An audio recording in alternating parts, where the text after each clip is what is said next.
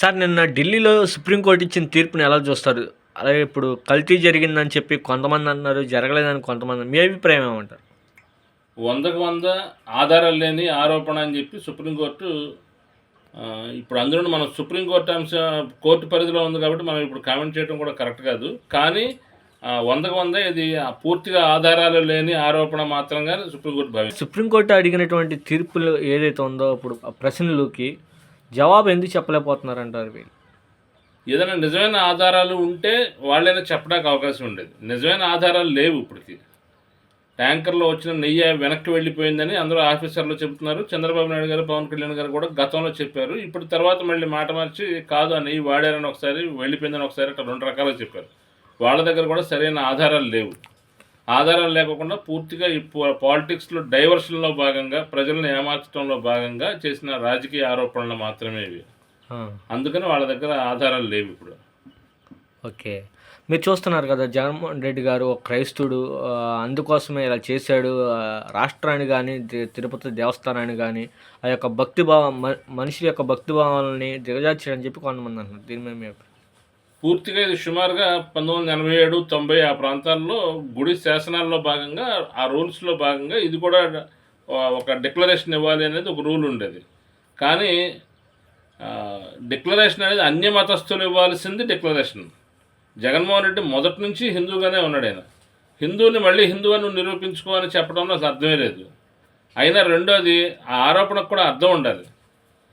ఇప్పుడు మనం ఆరోపణ చేయవలసింది వీళ్ళు కాదు, అసలు చేయవలసింది డిక్లరేషన్ అనేది పవన్ కళ్యాణ్ గారు ఏ మతం సంబంధించిన వారు, చంద్రబాబు నాయుడు గారు ఏ మతానికి సంబంధించిన వాళ్ళు, జగన్మోహన్ రెడ్డి గారు ఏ మతానికి సంబంధించిన వాళ్ళు అనేది మొదటి నుంచి ప్రజలందరికీ తెలుసు.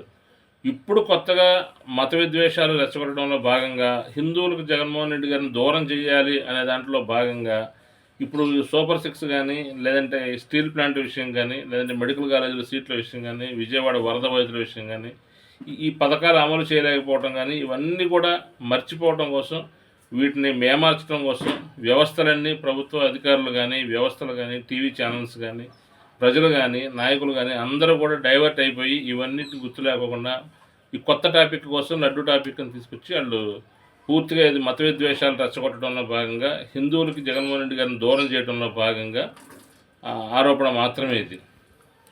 ముఖ్యమంత్రి నిజంగా ఆరోపణ జరిగి ఉంటే వెంటనే ఎక్స్ప్రెస్ చేయాలి.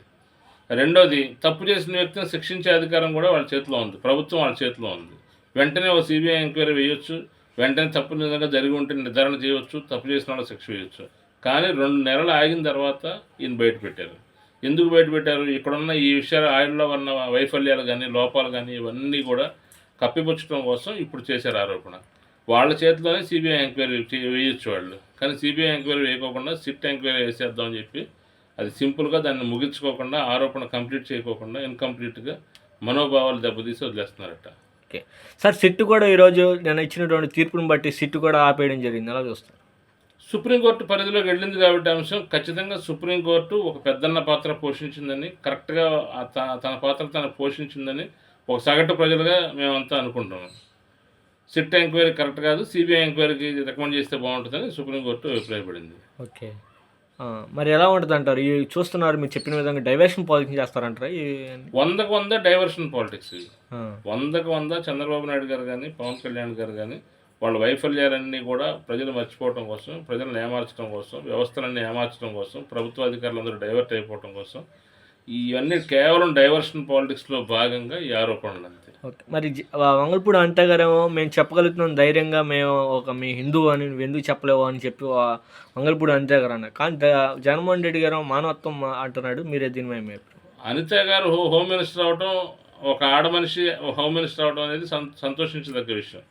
కానీ ఆవిడ మాత్రం 100కి 100 చంద్రబాబు నాయుడు గారి మెప్పు పొందడానికి మాత్రమే మాట్లాడుతున్నారు. ఆవిడ వచ్చిన తర్వాత పోలీసులనే బెదిరించేశారు ఆవిడ. మీరందరూ కూడా మేము చెప్పినట్టు వినకపోతే మీ ఉద్యోగాలు ఉండమని చెప్పి వాళ్ళు రాగానే వాళ్ళని బెదిరించేశారు. వాళ్ళు పట్టు సడలించేశారు. రాష్ట్రంలో లా అండ్ ఆర్డర్ గాడి తప్పేసింది. చిన్న చిన్న పిల్లల మీద అత్యాచారాలు, పిల్లలు చనిపోవటాలు, మానభంగాలు, లేకపోతే దోపిడీలు, లేకపోతే వైఎస్ఆర్ కాంగ్రెస్ పార్టీ వాళ్ళని కొట్టడాలు, చంపటాలు, బళ్ళు తగలబెట్టేటాలు, కార్లు తగలబెట్టేటాలు, ఎన్ని అవాంఛనీయ సంఘటనలు జరిగినాయి. అసలు ఎక్కడన్నా హోంమంత్రి గారు బాధ్యత వహించడం కానీ, వెంటనే రెస్పాండ్ అవ్వడం కానీ, కర్నూలులో ఆడపిల్లగా మూకుమ్మడిగా సామూహిక రేప్ చేసి ఆమెను కారులో పడేస్తే ఇప్పటివరకు డెడ్ బాడీ దొరికింది లేదు. తన సొంత నియోజకవర్గంలో 3 పెద్ద సంఘటనలు జరిగినాయి. ఇప్పటి వరకు ఆవిడ రెస్పాండ్ అయింది లేదు. ఎక్కడ ఆవిడ హోంమంత్రి పదవి, ఆవిడ డ్యూటీ ఆవిడ ఎక్కడ చేస్తున్నారు? ఏదో పవన్ కళ్యాణ్ గారు, చంద్రబాబు నాయుడు గారు చెప్పిన దానికి ఒక మద్దతుగా మాత్రమే, వాళ్ళ దగ్గర మెప్పు కోసం మాత్రమే, లోకేష్ గారి దగ్గర మెప్పు కోసం మాత్రమే మాట్లాడుతున్నారు ఆవిడ. హోంమంత్రిగా ఎక్కడ రెస్పాండ్ అయింది లేదు అసలు ఆవిడ. ఓకే సార్, పవన్ కళ్యాణ్ గారు, చంద్రబాబు నాయుడు గారు చెప్పిన దానికి ఒక మద్దతుగా మాత్రమే, వాళ్ళ దగ్గర మెప్పు కోసం మాత్రమే, లోకేష్ గారి దగ్గర మెప్పు కోసం మాత్రమే మాట్లాడుతున్నారు ఆవిడ. హోంమంత్రిగా ఎక్కడ రెస్పాండ్ అయింది లేదు అసలు ఆవిడ. ఓకే సార్, ఇప్పుడు చూస్తున్నారు కదా, పాపపక్షంగా జరగాలంటే ఇప్పుడు పవన్ కళ్యాణ్ కొత్త దీక్ష కూడా చేస్తున్నారు. దీని మీద మీ అభిప్రాయం? ఎలాగో ఆరోపణ చేసేసాం. మనం ఆరోపణ చేసేసిన తర్వాత దీన్ని మళ్ళీ సమర్థించుకోకపోతే ప్రజల్లో ఎక్కడ మనం అవహేళనలు పాలవుతామో, ఎక్కడ మనం అపహాస్యం పాలవుతామో అనే ఉద్దేశంతో దాన్ని కంటిన్యూ చేయడం కోసం. అయినా పవన్ కళ్యాణ్ గారు కూడా మొదటి నుంచి జనసేన పార్టీ పెట్టిందే నేను ప్రశ్నిస్తాను అని పెట్టారు ఆయన. నిజంగానే జగన్మోహన్ రెడ్డి తప్పు చేసినా, చంద్రబాబు నాయుడు తప్పు చేసినా, మోడీ గారు తప్పు చేసినా ప్రశ్నిస్తాడేమో అని కొంతమంది ఆశపడ్డారు. కానీ ఈయన ఇప్పుడు మిత్రపక్షాల కూటమిలో భాగంగా చంద్రబాబు నాయుడు గారు ఏది చెబితే దాన్ని అనుకూలంగా, వాళ్ళకు లాభం కలిగించే పనులు చేయటం మాత్రమే పనిగా పెట్టుకున్నారు ఆయన. లోకేష్ గారు పాదయాత్ర చేస్తూ ఉంటే పవన్ కళ్యాణ్ గారు పాదయాత్ర ఆపేసుకుంటారు. చంద్రబాబు నాయుడు గారు వరద బాధితులను సందర్శిస్తూ ఉంటే ఈయన ఆ ప్రోగ్రాం ఆపేసుకుంటున్నారు. అట్లా చంద్రబాబు నాయుడు రెండోది ఏంటంటే సొంత నిర్ణయం అనేది ఆ పార్టీలో అసలు ఇప్పటివరకు లేదు. ఏది చేసినా ఈయన ఒక ఆరోపణ చేసినా, లేదంటే ఒక ప్రెస్ మీట్ పెట్టినా, లేకపోతే ఒక ప్రజలకు ఒక మెసేజ్ చెప్పినా చంద్రబాబు నాయుడు గారు చెప్పినట్టు చేయాల్సిందే. సొంత నిర్ణయాలు అంటూ లేవు అసలు, వాళ్ళకి సొంత ఎజెండా లేదు. ఓకే సార్, సోషల్ మీడియాలో వైరల్ అవుతుంది అగ్గిపెట్లకి క్యాండిల్స్కి ముఖ్యమంత్రి ఆ నిజంగా ఆరోపణ జరిగి ఉంటే వెంటనే ఎక్స్ప్రెస్ చేయాలి. రెండోది, తప్పు చేసిన వ్యక్తిని శిక్షించే అధికారం కూడా వాళ్ళ చేతిలో ఉంది, ప్రభుత్వం వాళ్ళ చేతిలో ఉంది.